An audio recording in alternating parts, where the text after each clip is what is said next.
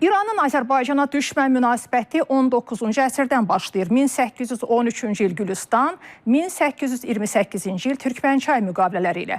Bu müqavilələrlə Azərbaycanın yarısı Rusiyanın, yarısı İranın oldu. O vaxtdan bu taydakı Azərbaycan İranın hədəfinə çevrildi.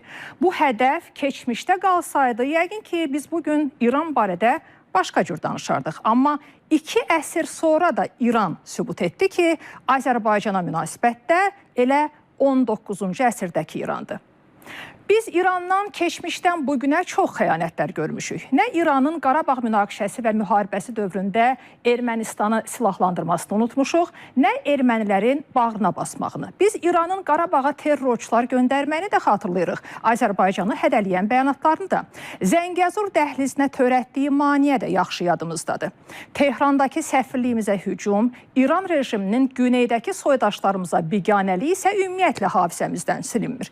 İndi isə Tehran İranın xəyanətləri dosyasına daha bir qara səhifəni əlavə etdi.